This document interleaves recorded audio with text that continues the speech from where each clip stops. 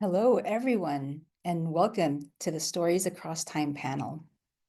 My name is Andrienne Cruz from Azusa City Library in Azusa, California, and I will be your moderator.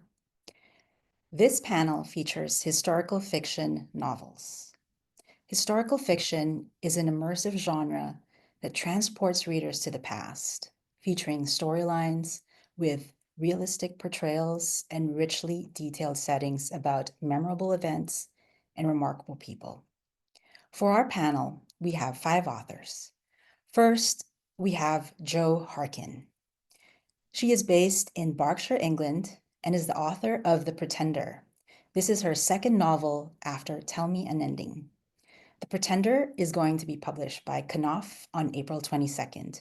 The Pretender is a historical literary novel about a 10-year-old boy named Lambert Simnel who was plucked from the peasantry and propped up by the Yorkists as a claimant to the English throne during the reign of Henry VII. Next, we have Martha Hall Kelly. She is based in Litchfield, Connecticut, and Hobe Sound, Florida, and is the author of the Martha's Vineyard Beach and Book Club. She also wrote the Lilac Girl series. This book will be published by Ballantine Books on May 27th. The Martha's Vineyard Beach and Book Club is a historical fiction with parallel narratives, focused on 2 orphaned sisters who become embroiled in conspiracies and espionage as Allied troops conduct a mock invasion and practice drills on the coast of Martha's Vineyard. Then we have Dolen Perkins-Valdez, based in Washington, D.C., and is the author of Happy Land. Her previous novel was Take My Hand. Happy Land will be published by Berkley on April 8th. Happy Land is a historical and women's fiction with dual narratives about the true story of former plantation workers who purchased 200 acres of land in North and South Carolina to establish a commune for African American families after the American Civil War. Next, we have Milo Todd, based in Cambridge, Massachusetts, the author of The Lilac People, a debut novel. The Lilac People will be published by Counterpoint on April 29th. The Lilac People is a historical LGBTQ+ fiction that sheds light on German sexologist Magnus Hirschfeld's groundbreaking efforts to accommodate the transvestites during pre-World War II Germany, as seen through the eyes of a trans German man. And last but not least, Charmaine Wilkerson. She is based in Rome, Italy, and is the author of Good Dirt. This is her second novel after Black Cake. Good Dirt is going to be published by Ballantine Books on January 28th. Good Dirt is a historical and women's fiction novel about a young Black woman dealing with an insurmountable family tragedy and a broken engagement.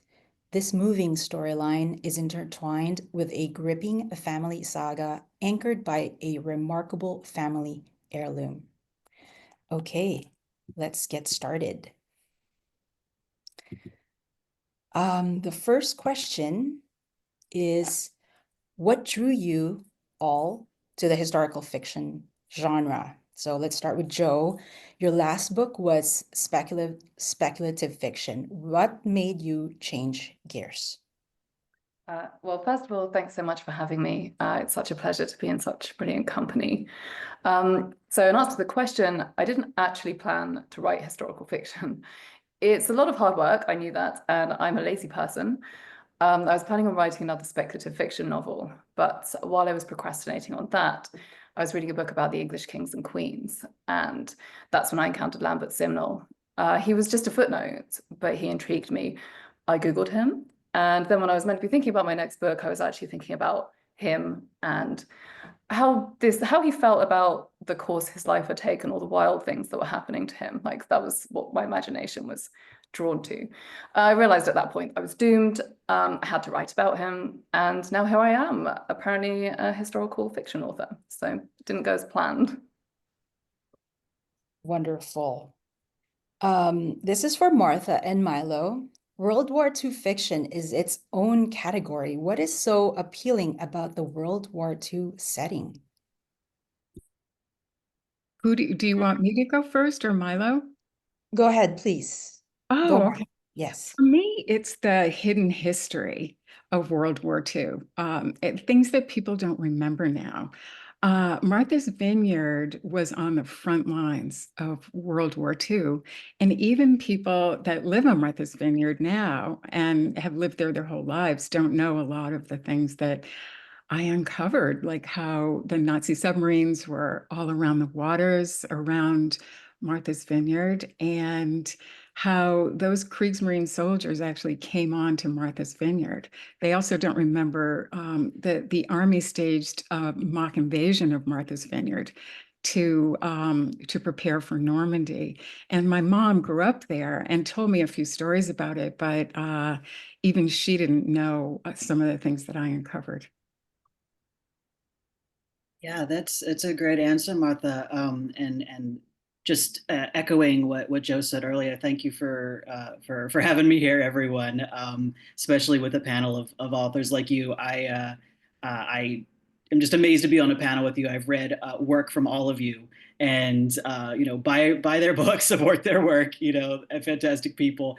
And to fawn for a moment, I just sincerely love librarians. To any librarians that are out there listening, I sincerely believe it that you folks are the ones basically keeping the fabric of society stitched together these days. And I just appreciate all the work you're doing to have access to resources of all sorts to people of all walks of life. So just means a lot to me. So thank you for allowing me to be part of this. It means a lot.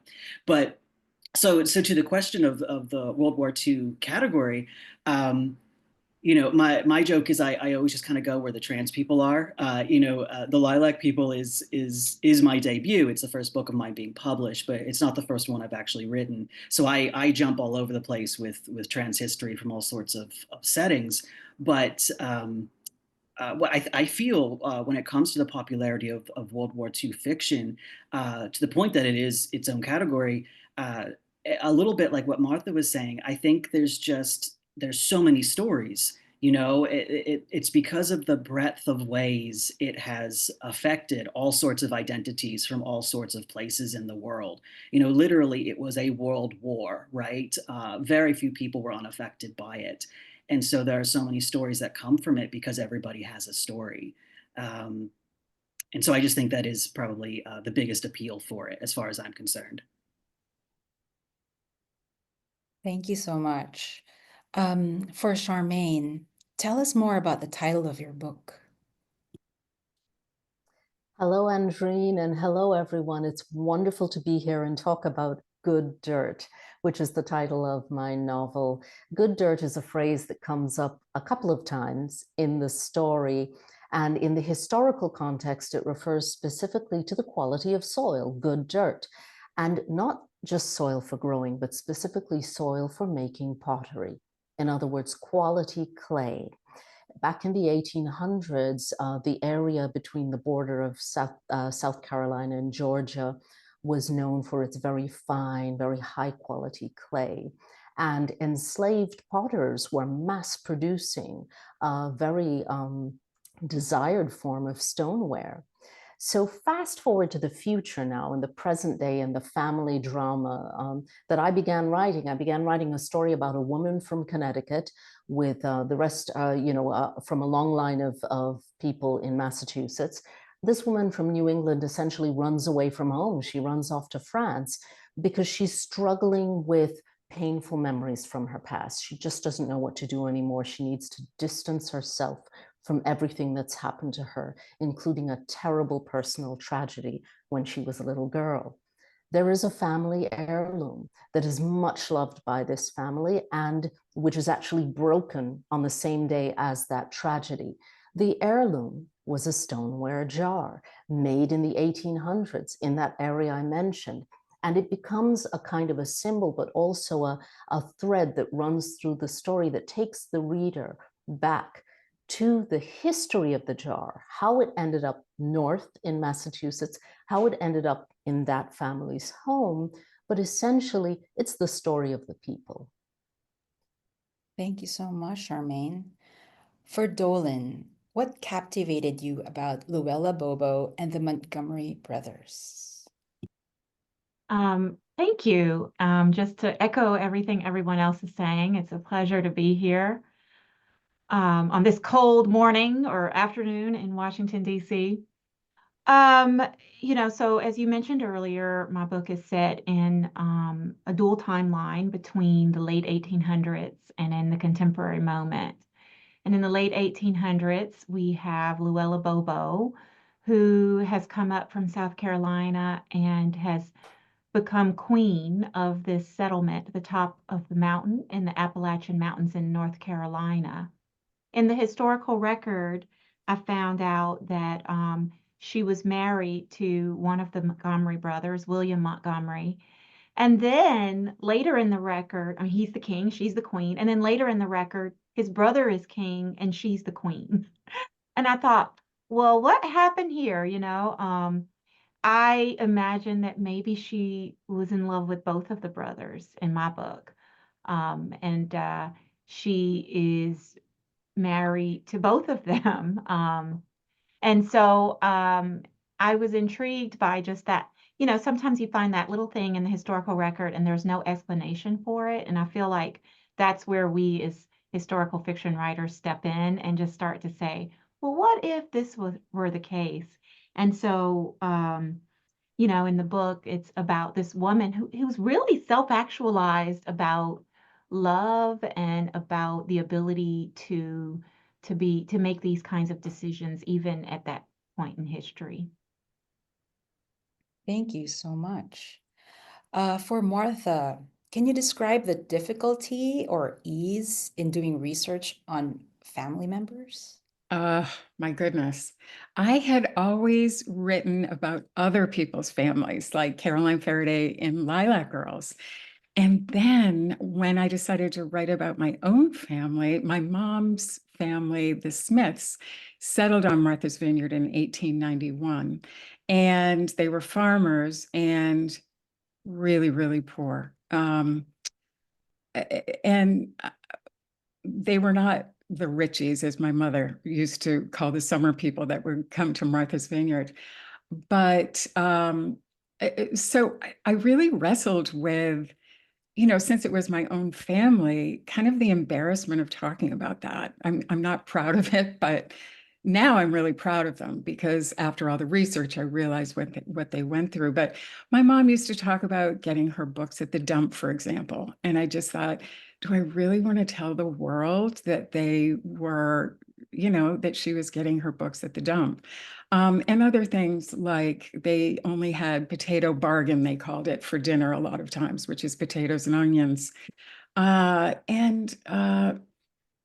grandfather was an alcoholic. So I had to really come to terms with that. But once I kind of gave into that, my daughter said, Mom, just tell it. And once I did that, it was unbelievable. I felt like finally, as a writer, maybe the other writers on the panel know that feeling of like you finally get in the zone and you feel like, this is going to be good, because embracing it was the key. And of course, now on Martha's Vineyard, the dump, they call it the dump teak that my mom used to go to, where she got her books. And even in France, they talk about if you go to Martha's Vineyard, go to the dump teak, because it's very chic now. But, I think my mom would think that was pretty funny, because that's where all the summer people, kind of dropped off all their stuff at the end of the season, that nobody wanted. Thank you. For Milo, can you tell us more about your main character, Berthold Dirkenwald? I don't know if I Good A for Deutenwald. effort. Deutenwald. Was he based on Berthold Buttgereit? Butkeritz, yeah. No, great question though, and it's kind of funny. The character Berthold Dirstenwald, it doesn't actually get properly pronounced for an American until like later in the book. So it's like, yeah, I just let people suffer until the end. But good job.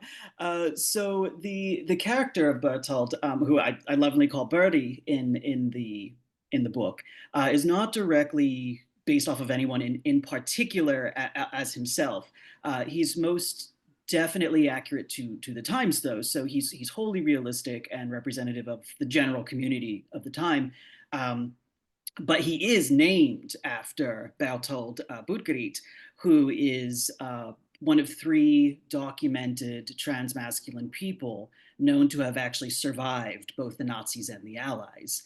And my 2 other transmasculine characters in the book are named after the other 2 survivors, who are Gerd Katter and Karl Lembeyer. Karl Lembeyer also wrote what is believed to be the first known trans memoir as well, back in like 1907 or something like that. But ultimately, these characters are just named after them by first name, just as an honor to those real people. In the back of the book, I actually have a little something about each of those real people's lives, just to kind of give a little shout out and recognition, because for instance, Bertold Buttgereit lived to be 90 something. They all lived to be elderly, and living to an age of 90 something is a big deal for a trans person, but most especially when you additionally survived the Nazis and the Allies in your earlier years. So it also, I feel, serves as a nice reminder that not only have trans people have and do survive difficult times, but they have and do live to ripe old ages. We've always done this. Thank you. For Dolen, could a place like the Kingdom of the Happy Land exist today? That is an interesting question that I really haven't thought a lot about in terms of today's communities, but I do know that we have the Gullah Geechee Nation, which extends from, Florida, Georgia, up through the Carolinas. And we have always had intentional communities in this country. I think the contemporary intentional community movement has been predominantly white, but I do think there has been some discussion about what it would look like to create, BIPOC intentional communities in various areas of the U.S. That's all the kingdom was an intentional community. It was a sort of co-op, is a word we'd probably use in today's language. And there are certainly cooperative communities in the U.S.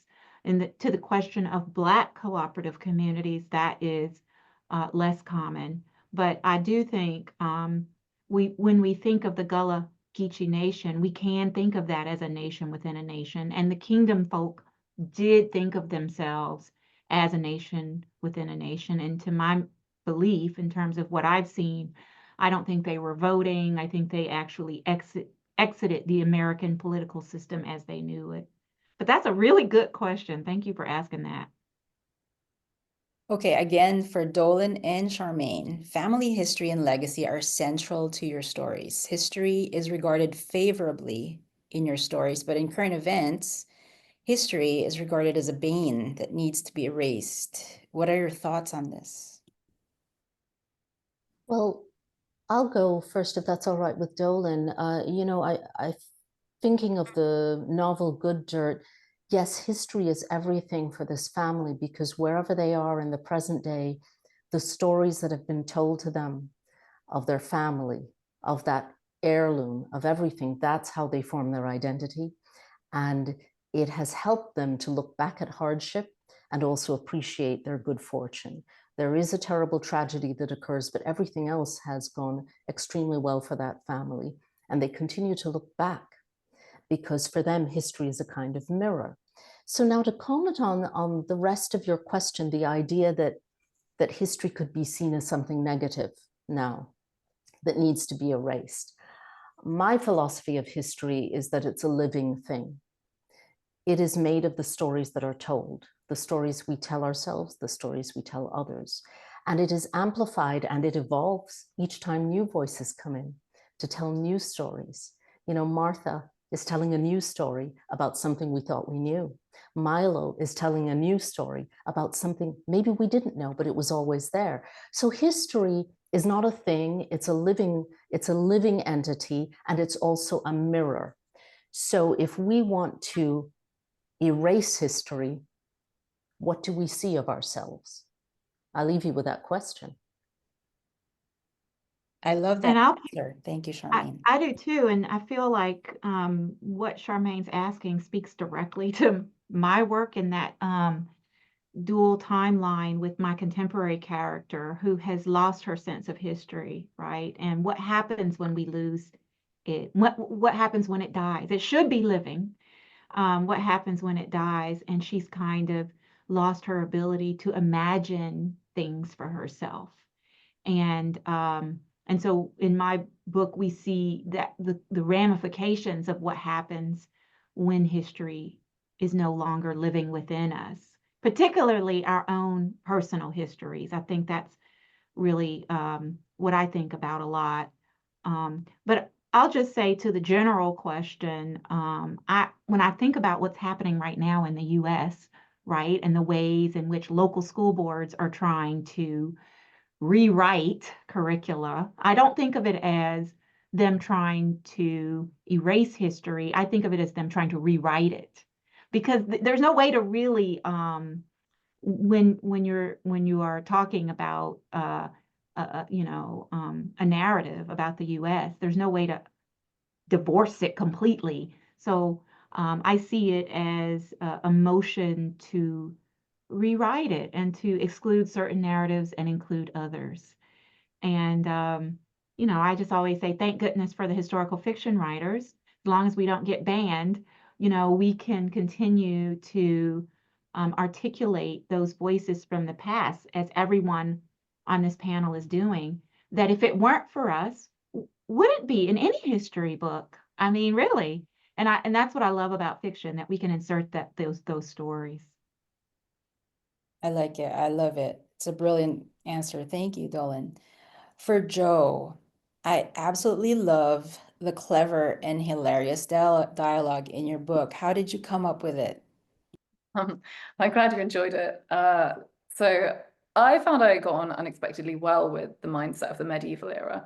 I wasn't expecting to. I had preconceptions that it was quite a dark, dour, repressive era. But actually, as I researched, I found it was a lot more tolerant and free. I mean, not modern day levels, but more than I assumed, and a lot more raucous and silly. It's a lot sillier. They have a very absurd and often obscene sense of humor, and so do I. So while the events of the book are dark and tragic, it covers political machinations, war, death, random acts of violence. These things, the content is dark, but it can also be as silly and absurd too. And I think that's the balance the people of the era sort of had to negotiate. And so I think that's the appropriate tone for the time. So I feel like that's reflected in the dialogue. Really, I think I ended up writing for a medieval reader. That's my demographic. But if modern readers enjoy it as well, then that's a bonus. Thank you. Okay, now this is a question for everyone, and we'll just start with, we'll go back to you again, Joe, and then alphabetical order. So if you were, or if you have, or were to have a kind of 10 commandments for historical fiction, the way Raymond Chandler did it for detective fiction, can you share one commandment with us? So for example, his commandment number 6 was detective fiction must baffle a reasonably intelligent reader. So do you have a commandment for us, Joe? And then we'll go with Martha, Dolen, Milo, and Charmaine. I feel a little presumptuous issuing commandments, especially as such a new entrant to the genre. I would say something I try to write to and something I always appreciate in historical fiction is that for me, historical fiction done right should feel as immediate and engaging as modern fiction, no matter what era it is. My era obviously being 500 years ago. So yeah, my hope was that any reader would find something to connect to in my book. Martha? My commandment would be, if you know the truth about something in your story, always use it, because I think that particularity really resonates with readers. And even the smallest thing, I'm always astounded how readers, they're just so good at picking up on any little thing. And I think that that just lends a real authenticity to the work, makes you feel like you're really there. Dolen? I'm known for breaking these commandments rather than setting them, but I'll say historical fiction must ask us to rethink questions about something we thought we knew already. I like it. Milo? Yeah, I'm loving these answers so far. Mine, in terms of writing it, is thou shalt not rely on good intentions alone. Do your research, refrain from contorting facts whenever possible, and unless you're doing something like historical fantasy or something like that, don't alter real people or events into something that's essentially unrecognizable. Because to me, it's kind of like, what are we doing here then? Why are we calling it historical fiction if you're just going to kind of bend everything to your own personal will? That is kind of going back to what Dolen was talking about, is essentially rewriting history. Charmaine? Well, picking up on something Milo said, at the same time, thou shalt not let the historical record get in the way of your imagination. I'm not talking about fantasy. I do believe in respecting the context. And yes, using real life details that you found, but truly remembering it is fiction. It is character driven. It's driven by emotion as well. Depending on the kind of story you're written. In my case, thou shalt not let the historical record get in the way of the imagination. Okay, here is another question for everyone. So historical fiction is a blend of historical accuracy and creative license. How do you balance fact and fiction? How do you regard the character's family estate, their memory, their legacy? Do you reach out to the ancestors and let them know beforehand what you plan to do, or just after the fact? So let's start with you again, Charmaine. Let's just go upwards. Which kind of challenges what I was just talking about. Now, I have not written a historical novel that closely used to one particular individual or one specific event. And so I think that gave me some leeway. Again, it's a family drama from the contemporary times, and a young woman who really looks back and realizes there's a connection between the story of this family heirloom and what is happening to her in the present day.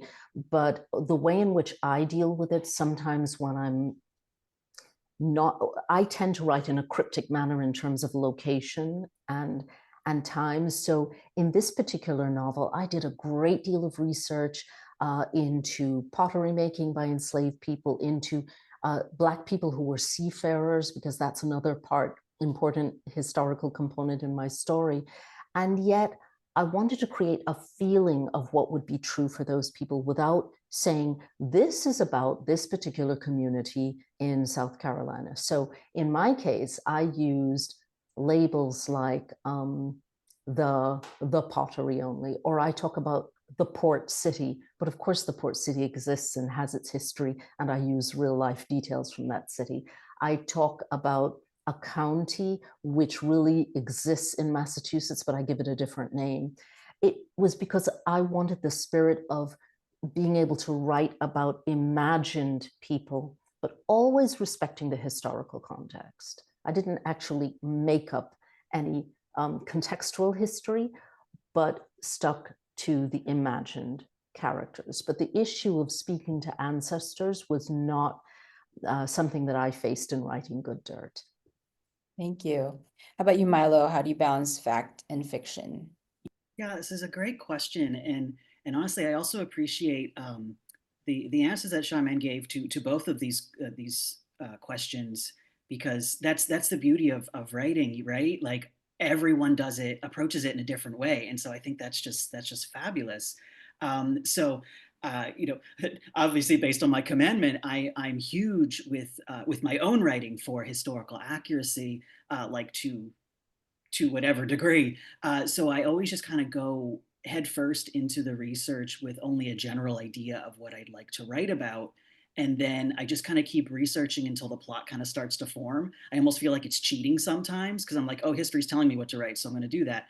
And then I, outline, plan, all that stuff. And essentially, when I run out of research, whether that's interviewing people who are still alive for other books that I've done, or just really getting into primary sources as much as possible, all that stuff. When I've kind of run into dead ends every which way, I know I've exhausted what's available out there, and I fill in any gaps, which are pretty much guaranteed because of trans erasure, but I fill them up as respectfully and accurately as possible based on the research. And, I try to only alter known facts when absolutely necessary and in ways that I know won't affect the essence or the overall truth of real life events. And I've reflected in the past about why I'm such a stickler for these things for my own work. And I think it's because of just for lack of a better word, the honor I feel for the topics at hand, but also how many cis folks, unfortunately, just given the state of society, assume, usually subconsciously or otherwise, that trans people in historical fiction are nothing more than like fantastical speculation. Some books that I had queried in the past were agented and stuff, and they were rejected from publishers for being transhistorical fiction under the assumptions of quote unquote, they did not believe the worlds that I had created or something. And I was like, no, this is actually based on historical reason. This is all real. So anyway, those assumptions come in, which is why I think I'm such a stickler for it. So I just counter those assumptions by being as historically accurate as possible. And then when I do have to make adjustments, which is inevitable, given imagination and fiction and all that, I call myself out in the back of the book. I actually list the areas that I changed, just so folks know what is true and what is not, and why I altered reality and all of that. Thank you. Dolen? Well, I'll just speak briefly to the other part of the question about the family, estate, legacy, ancestors, I think. Yes. In my previous book, Take My Hand, some of those people were still alive because it was set in 1973. I hope I'm interpreting that part of the question right. And I found it to be important for me to respect those living people. And the way that I respected them was not to sort of write the story they wanted me to write, because they can, write their own story. But the way that I respected them was to really do my research and really try to capture what happened with primary source material rather than just secondary. And also talking to them. And I did ask, for their blessing. I do think that's important if you're writing a story where people are still living or descendants are living. I've heard from descendants, there are some very famous descendants of very famous people who really don't like it when people write about their family member without reaching out to them. And I have learned to respect that, right? I would imagine that if I were a descendant, I would just want to know, right, that the book was coming out, at the very least. So yeah, and then of course talking to the ancestors is important in whatever way people deem that to be for them. For me, the way I honor the ancestors is in the archive, is going directly to the source. The letters, the journals, anything that's primary source material is a way I honor I think you got it right. I think it should have been descendants, not ancestors. I'm so sorry. Okay, so Martha, so descendants, how do if you contact them or, yeah, thank you. Martha? Was petrified when I was writing my first book, Lilac Girls. It took me 10 years to write. I was so afraid. She had passed away already, Caroline Faraday. It's based on a true story, but I knew she had one living descendant, and he was a lawyer. And I thought, oh, am I going to get in trouble? But it turned out he was amazing. He was lovely. He gave me all of her information and was so supportive. And then fast forward to, this is my 5th book, and it's about my own family. So I wrote what I wanted to, basically, and stuck pretty much to the truth. But a couple months ago, I was on Martha's Vineyard talking about the book at the Edgartown Library, and my sister was there. And I told a little story about my mother and how she worked at a Marine hospital and met my father because he was a patient there. And she looked at his records and, finding he had no bad diseases, decided, okay, I'll marry him, because she was really desperate to get off of the island. And from my point of view, I had heard her tell that story a million times, but my sister afterwards, and I could tell from her face while I was talking in the library, she said, and she's just the sweetest person in the world. And she said, Mom loved Dad. It wasn't, she didn't see the story the same way. And so it was a really good lesson that just because I, as one of 4 kids, felt that that was the story, I have to really, make sure that all of the kids, are heard. Thank you. And then Joe, I guess an extra question for that is like, can you reach out to the royal family for this? Or I was how just does that- thinking this. When Dolen said about getting the blessing of the descendants, I was like, oh God. I didn't think about that until now. I didn't run my plans past the royal family, unfortunately. And I can only hope that they aren't offended and forgive me.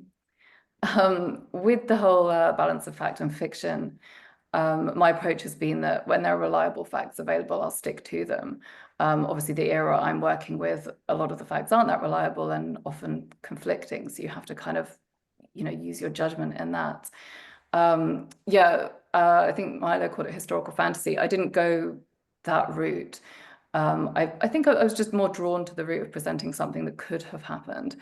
We don't know what exactly did, but I like the idea that, there could be space for my interpretation of it. So aside from the record, everything else I invent, which sometimes can raise problems. Like if I need a king to be in one place for my plot purposes and he's inconveniently somewhere else, then I have to work around that. But largely, the records of the era are just so patchy that it left me so free to invent a lot. I think I was quite lucky. I would recommend you all try going really far back. It gives you so much leeway. Okay, so now I'm gonna ask a few questions that are particular about your books. So since this is a panel for librarians, I'd like to ask a book question for Martha. So I'm curious, which ASE or Armed Service Edition book that caught your eye that folks should be reading right now? Oh, that was one of the great joys of writing this book. I didn't even know what an ASE was. It's an Armed Services Edition, and it's a little mini book that they made so that they could fit in the soldiers' backpacks. And actually, I started collecting them. I have them right here. And I have so many of these now. They're so, I don't know. I just love them so much. Here's Walden, a little Thoreau. I just, it's amazing that they fit a whole book in here. And in the book, Cadence, one of the main characters, comes up with the idea for these. And in terms of, wow, there's so many cool ones. This is George Gershwin. I just can't imagine. Every soldier that was on an invasion barge that invaded the beach at Normandy, which, the casualties were so high there, had one of these in their packs, which I find so moving. In terms of, here's the Webster's Dictionary, the entire thing. Like, if you're a soldier, I'm not 100% sure what you need with that, but I do think that maybe the one that we need today to go back and read is The American Character by D.W. Brogan. And I actually read it. It's so good. And it is historical. It's by a British author, surprisingly, about American culture and how important it is to resist propaganda and all the, what good character is all about. So I would highly recommend that one. But they're a lot of fun. You can get them on eBay. Thank you. For Joe, so Lambert was really obsessed with Le Mort d'Arthur. Um, what other Middle English literature would you recommend that is fun to read? So yeah, the more, while Lambert enjoys it, I would not recommend it as your entry point to medieval fiction. It's really long, it's quite tedious, it is completely insane in places. I would probably say if you do want to read the era, I would read the Canterbury Tales. The satire is timeless, it's brilliantly written, and it's so funny. Yeah, I would recommend that to anybody. Thank you. Okay, so for Charmaine, in the book, so can you tell us more why the children, Baz and Ebby, would dress up the jar in Baz's baseball hat and a silly paper mustache? So the jar that was passed on from the 1800s. So the family heirloom, Andrienne. So I should just say Baz and Ebby. Ebby is 10 years old, Baz is 15, when they're busy taping a mustache on the face of this antique, this stoneware jar with a secret inscription. That's a spoiler. And it's really prized. But they stick this mustache on and this baseball cap because it's time to take their beginning of the school term photo. And they say, oh, can we take the photo inside, because they've dressed up the jar and they've put some textbooks next to it. And it says something about their relationship with this historical item. Their father and their grandfather honor the jar. They tell them the stories of where the jar came from, how it was made by an enslaved person, how it made it north, why it's so important to them. But at the same time, their father would tell them fun stories because they were children. And so they developed a nickname for the jar, and they thought of this jar as being this character who, ran from enslavement and ended up on a ship and hid here and hid there and was in, furtive conversation with a woman from a Native American tribe up in Massachusetts. All of those stories that were serious stories that also reflect sort of some of the things that happens historically in these two regions of the US were fun stories for the children. And so they do this thing as a joke, and they take these fun photos first day of the term, and 1 month later, something huge happens in their family and upends their lives. So that scene also is very important because it's mirth and playfulness and interacting with history in a very personal way. Thank you. Joe, I have another question. So Lambert was mesmerized by Joan, one of the daughters of the Earl of Kildare. What inspired you to write her into the storyline? And who was the inspiration for her character? So Joan did exist in real life, but we don't know anything about her. She's, I think we just have a record of her birth and marriage, and that's it. In terms of inspiration, I don't really know where her character came from. So she's not just a love interest in the novel. She also decides to teach our hero Lambert how to survive via scheming, sabotage, and even murder. She's firmly on the sociopath spectrum, so certainly none of my friends or family, thankfully, inspired her. I do wonder if maybe she's some repressed aspect of my own psyche. She was my favorite character to write, and writing her came very easily. So yeah, that's a little bit concerning, and possibly I should see a therapist. Thank you. So this is a question that came from a fellow librarian, and she really wanted to know, what are some popular themes that you noticed lately in the historical fiction genre? And are there any that you think, in your opinion, are out of style? So we're talking about themes. Let's go with Dolen. I haven't noticed any particular themes that are trending right now. I mean, I'll leave that to other folks. I will say that I love historical fiction with strong women protagonists who are both, inspiring, but also, within the era that they lived in. So, I don't like a character that feels out of time, out of step with their time. And I think that's a tricky balance. So yeah, in terms of, what I like to read, I just finished a Masquerade by O.O. Sangoyomi, which was a medieval novel set in West Africa. I mean, I think there's some really neat stories that are coming out in the historical fiction genre that I haven't seen before. But in terms of trends or anything I think is stale, I don't know. It never gets stale to me. I'll read 5 million more World War II novels and never get tired of them. Thank you. How about you, Milo? Do you see any trends, historical fiction wise? Yeah, absolutely. Yeah, so I kind of like with Dolen, I don't know if this is that popular of a theme or if it's just that I notice it because it's a pet peeve of mine. So of course I see it everywhere. That's how pet peeves work, I think. We just want to be offended. But I struggle with in historical fiction in particular, love stories that involve power dynamics without addressing the power dynamics. So, for example, what I'm talking about here is, say, a Holocaust prisoner and an SS officer fall in love, or, a slave and a slave owner fall in love. And that always just grates me a bit because these are just impossibilities to me because of the power dynamics in play.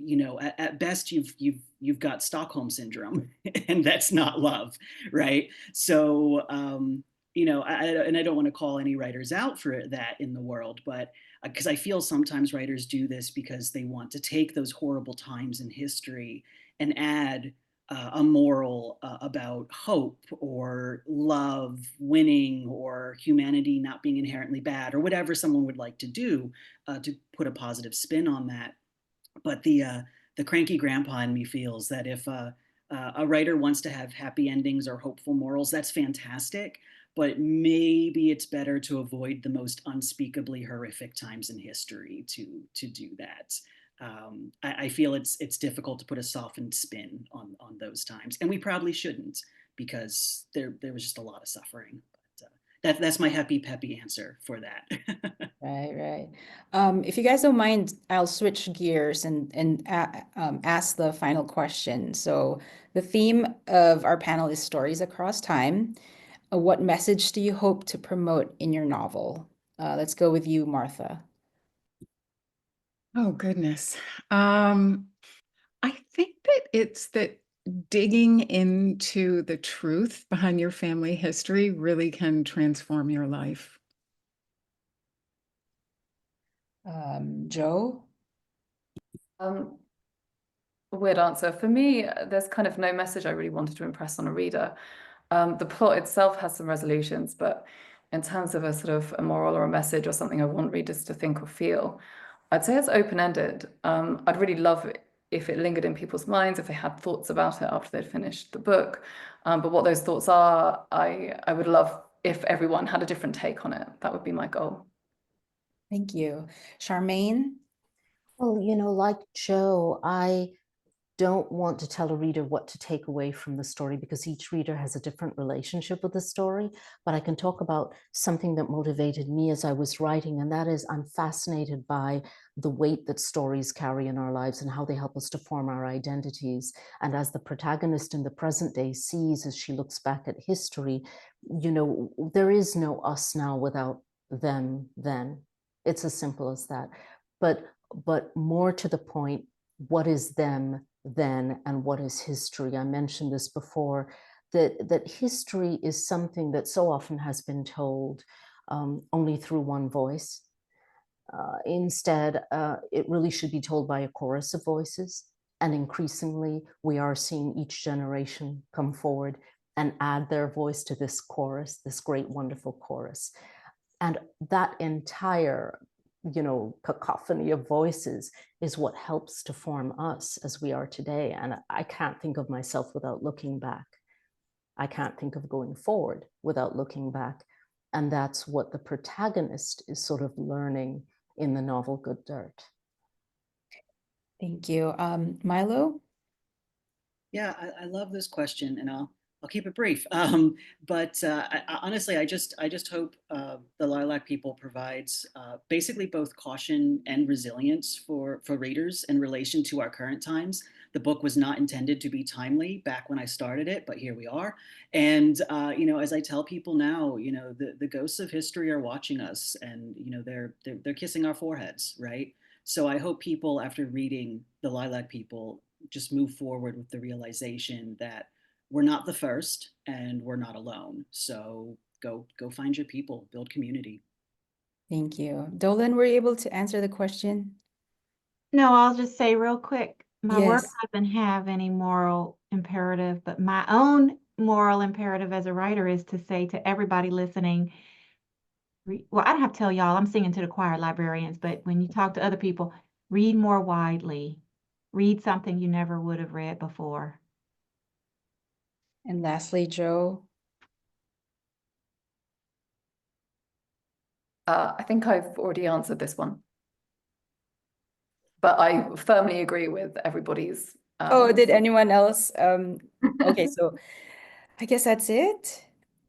Thanks to our speakers for this fabulous discussion, and thanks to all the librarians who joined us today. Next, we have the final session of the day, the closing keynote with Matt de la Peña and Lauren Long. Thank you, Joe, Martha, Dolen, Milo, and Charmaine. Happy reading.